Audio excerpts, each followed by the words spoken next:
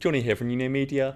Blogs are a great way for you to connect with your audience and also rank in search engines. In this video, we are going to look at how you can create them and some simple tips you can use to help optimize them. So stay tuned.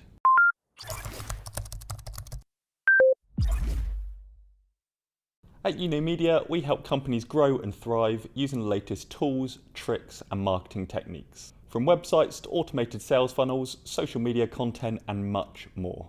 We are constantly releasing new material on our YouTube channel, so make sure you like, subscribe, and turn on the notifications so that you don't miss out. Feel free to leave any questions in the comments section below. Just before we get going, I want to very quickly tell you about our exclusive offer. We are giving away free access to our paid Hubunno platform for the first 50 people who click on the link in the description. This offer is going on all of our YouTube videos, so hurry and get your place. Within Hubunno, we have created over 100 training videos in 13 courses. You'll also find recorded webinars and a host of other free content, so remember to click on that link in the description. Let's get on with the video. Blogs are a great way to show that you're an authority in the field. However, like every piece of content you produce, you need to maximize its impact, otherwise it will be ignored or worse, put off a lead. A blog is defined simply as a piece of extended writing on a topic. The length of a blog can depend on its intended impact. The minimum length we would say is 300 to 500 words, with longer pieces considered 1500 to 2000. However beautifully written a blog article is, you should still follow some formatting rules to make it more digestible. In this lesson, we're going to look at the best practice for writing blogs, as well as having a look at some of our examples. The first thing you should focus on before you start is audience research. What is it they want to know? What problems do they have that a blog could potentially solve? Which part of the lead sales funnel journey will it be in, and how will the blog relate to it? These are just some of the questions you need to think about in your research. In our own automated sales funnels, we like to focus on producing evergreen content. These are blog articles that will still be relevant in a few months or possibly even years from now. The obvious advantage is they can be used again and again in the automation process. However, there are instances when you need to provide up-to-date articles, but these can be time-consuming to consistently produce. The next thing to focus on is the title. It must catch someone's attention. Leads online often judge a book by its cover, so it must make a connection, especially if it is an article at the entrance point of a funnel. An article's title can also be effective and useful in SEO terms. You might want to experiment with setting the title as a question. We have tested question versus statements as titles for our blogs and found that in some cases questions work very well. The opening paragraph is the next area to focus on. You must catch the reader's attention and clearly state what they're going to learn from the blog. Don't waffle. Get straight to the point and give leads an enticing outline of what they will get from the rest of the blog. It can also be worth adding the length of time it takes to read a blog. For example, 3-minute read.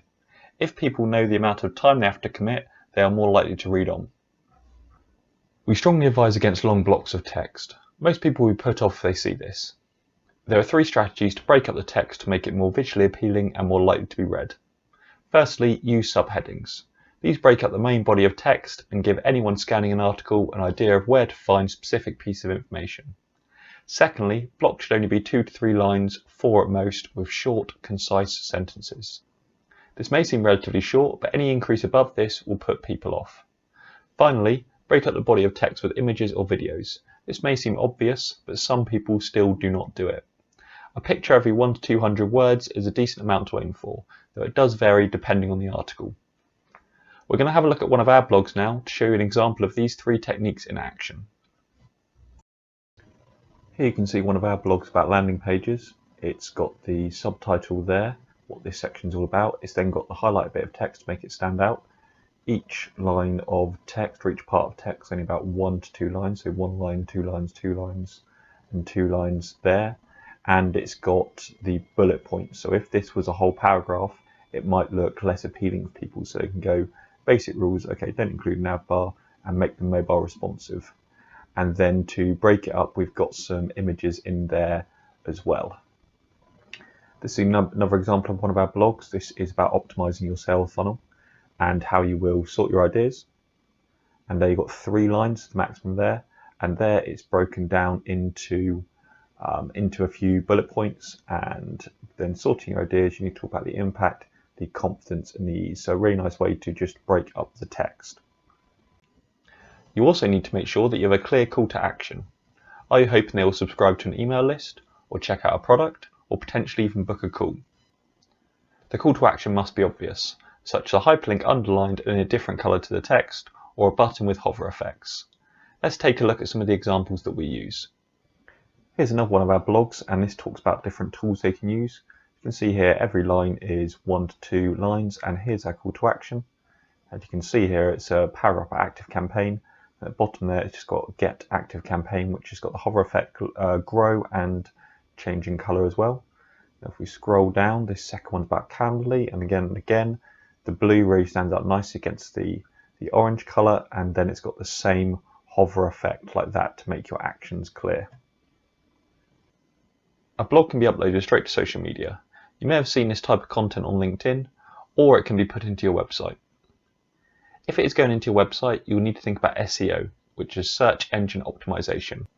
I won't go into any detail here, but have a look at our SEO course for a full rundown on building up free traffic using this technique.